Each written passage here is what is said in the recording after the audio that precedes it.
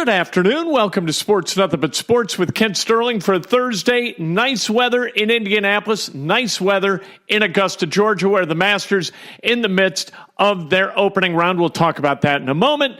This Sports Nothing But Sports brought to you by the great people at Today's Dentistry. I've been a patient of Dr. Mike O'Neill's for the last 26 years. At Today's Dentistry, I'm telling you, he is the best dentist you're ever going to go to in your life. Give him a call. Make that call right now. 317-849-2933. Become the next new patient there. Tiger Woods, he's doing all right. This is what he does at Augusta, and this is what he always did at Augusta when he was in contention to win at Augusta, is play on Thursday and Friday well enough to go into the weekend with a little bit of momentum, have contact with the leaders, and then go about the process of winning the tournament. As I record right now, he's at 1 under par and has just hit his tee shot at 12. He is on the green. Looks like an excellent shot at par there. If he finishes at 1 under, 2 under, he's still in the conversation as a potential champion at Augusta. Tommy Fleetwood, another guy at 1 under. You got a bunch of guys. Dustin Johnson at 1 under. Seems like everybody who's playing is at 1 under. You got 16 guys right now at 1 under par. Anyway, the Masters will continue all weekend long. This is American Vasectomy Weekend. If you're going to get a vasectomy, you do it during Masters weekend. You got the excuse to sit around the house, do nothing but watch golf, eat bonbons, and do whatever the hell else you do when you've got distressed gonads, as it were. Anyway, let's talk about the Indiana Pacers as we keep an eye on what happens at Augusta. The Pacers and the Celtics, their first-round playoff series is going to commence on Sunday afternoon, 1 o'clock in Boston. Game 2 will be Wednesday. Games 3 and 4 will be Friday and Sunday back here in Indianapolis. The Indiana Pacers are in an interesting situation where they've won 48 games, and they've really been halfway decent without Victor Oladipo for the majority of the regular season. All right, let's talk about the Pacers and the playoff series that's coming up with the great Chris Denari, the TV voice of the Indiana Pacers. How many games are you guys going to get? Well, we know that we're going to do games 1 and 2, and we believe 3, even though it's an ABC game on Friday night, the first home game. We're under the impression that it was an ESPN window, so we'd be able to do that. So I would think for sure 1, 2, 3. We'd not be able to do 4 because that's ABC exclusive on Sunday. And then hopefully, if it goes 7, we could do 5, 6. I think it'll be similar to what we did last year with the Cleveland series. The series went 7. We did 5 of the 7. Okay. So, but we do know we'll do the first 2 in Boston. What do you think Pacers lost 3 of 4, but you know what? It's the playoffs. Yeah, it's a lot different. I think the one thing, Kent, that they have to do is in all 4 games they got behind by double figures early. And they won game 1, really rallied in game 3 when they lost 114-112 in Boston. But you can't get down early. The other thing is the transition points. I think Boston was 27 points in fast break or transition. The Pacers were 12. And you can't give Boston that many points and then, have to deal with their half-court offense. So you've got to do a better job of containing Kyrie Irving and doing a good job on the glass. And that's one of the issues the Pacers have had of late, not doing a good enough job on the glass. Last night, a nice win. Yeah. 135-134. Nobody played any defense, but it was fun basketball. Oh, I had a blast. And I knew going in that the 5 top scorers weren't going to play. And I think it was the right move to rest Bogdanovich and Young and Turner and Sabonis. You needed to see Collison get some work because he had missed 6 of 9 games with an injury. But to watch Edmund Sumner and Alize Johnson and Holiday and T.J. Leaf, they beat the starting 5 of the Atlanta Hawks. Now, the Hawks are young and not having a great year, but still, it was good to see those guys play so well, be rewarded with a win. Really proud of Edmund going to the free throw line and making those 3 free throws with 0.3 left. So it was a nice plane ride home. Everybody was in good spirits, and I think it's a nice boost going into the postseason. And T.J. Leaf can flat out score. He's a gifted offensive player. He really is, and I just think he has to continue to mature. Again, next year, his 3rd NBA year, he would be a college senior. Yeah. So he's another kid that is growing up. He's finding more about what this league is about. He's been behind some very good players. I mean, they're trying to fit him in an area where you have Thad Young and Miles Turner and Domantas Sabonis. But I think TJ is showing that as he continues to mature and grow, I think he can be a very good NBA player. Hopefully we got a long postseason ahead of us, but this is going to be a fundamentally different-looking Pacers team next year, isn't it? Yeah, it is because of your impending free agency. I know this organization would love to have Bojan Bogdanovic back. I know Thad Young's been a terrific leader. But you do have the core of Oladipo, Turner, Sabonis, the young guys that I was talking about. It will be very interesting, but I think the culture that's been built with these guys, most of them, if possible, would like to stay. How do you get better in free agency? Well, maybe you can also attract somebody that wants to be a part of that culture. So we'll let that play down the road in June and July. Right now, the Pacers are focused on how they can beat the Boston Celtics. Pacers in 6. How about that? I like that. I like that with a Game 6 win at home. I'd take that any night. Great stuff from Chris Denari. I do believe that the Pacers are going to win this thing in 6 games. I saw Chris Denari this morning at the Pacers Read Like a Pro event at an elementary school on the east side. We had an absolutely fantastic time. Kelly and Richie with Pacers Cares, they do a terrific job of putting on a show for the kids and putting us in a position as adults where we get to read to them. It is fun. Every time I do it, I cannot imagine a better way to spend a morning. Really, really fun. Jeremiah Johnson, Chris Denari there. They got off the plane at about 2 this morning. They were in bed at about 3:15, and they were at the elementary school at about 10 this morning to read to these kids. The Pacers, you know what they do? They care about people. And everybody involved in that organization, they give back to the community, and that's why we love them as much as we do. And the WNBA held their draft last night. The Fever, they selected third, and the person they selected, Teaira McCowan out of Mississippi State. She's 6'7". She is that big that the Fever absolutely coveted. Let's talk to Fever coach and general manager, Pokey Chapman. Coach Teaira McCowan, she is big. She'll anchor you down low. What do you like best about her? You named a few of them, but I also, like the fact that the upside is even more tremendous. But I know she can impact the game in the areas that were most glaring for us. I look at how quickly she evolves to one of the most dominant players in college basketball. I think she broke Sylvia Fowles' record for the most double-doubles. Mm-hmm. And you think about that. So, you're getting double and triple teamed every night. You're playing in the SEC. You're playing a top 10 schedule. And your ability to still maintain, double-doubles, average 18 points, 12 rebounds, that speaks to the hunger and a fight to go get the basketball. How much more difficult does it make you guys to match up against as teams come in here offensively?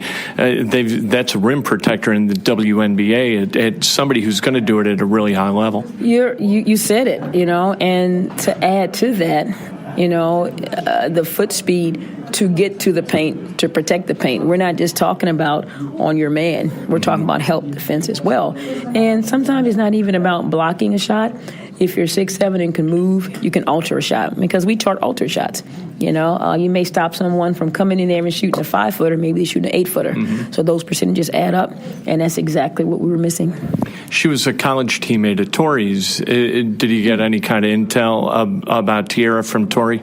Of course, but that's one small part of it. The thing is, we know the staff there at Mississippi State. I know someone in the administration. You're going to do your homework there. You talk to people in the hometown. You get to know the kid. And you put all those things in the packet in terms of what you can do on the court. You think about, her home life and her family and her support, all those things that are so important when they go away from home. And it was a positive. If you had had the first pick, would this have been your choice? Yes.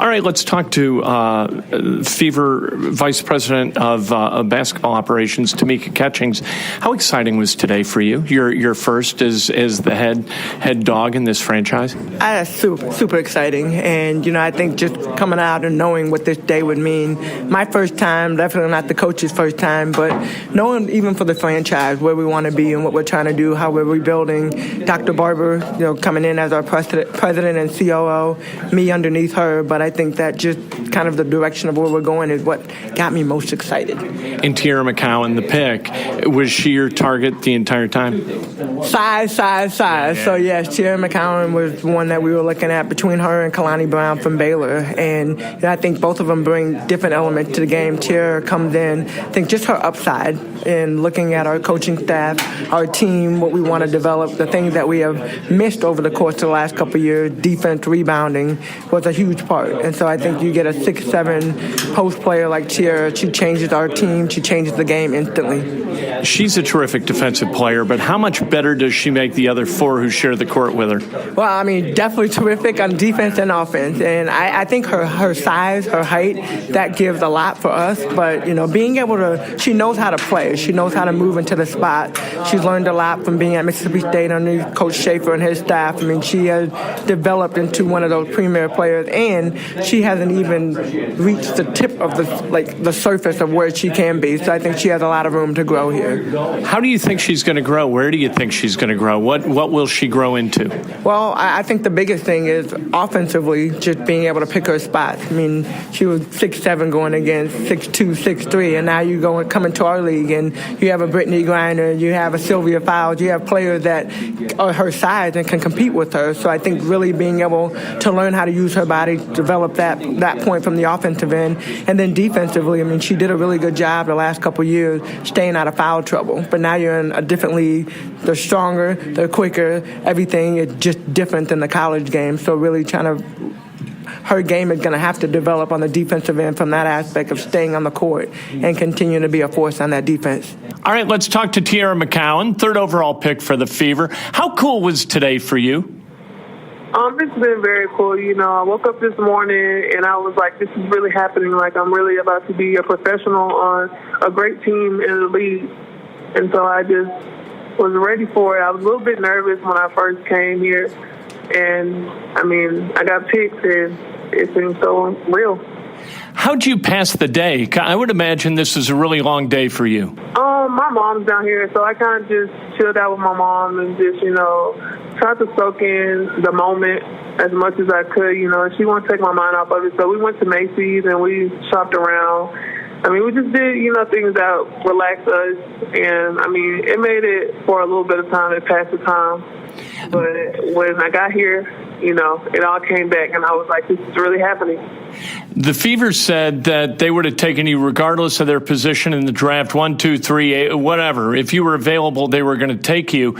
Did you know that they wanted you that badly? Yes, they told, yeah. Pokey told me that, she was considering me, and I was just so honored to, be in that position and place myself in that position from the season that I've had and also being the person that I am. People talk about the way you've improved throughout your college career and the way you have continued to move better and kind of expand your game. How hard did you work throughout your time at Mississippi State? I worked very hard.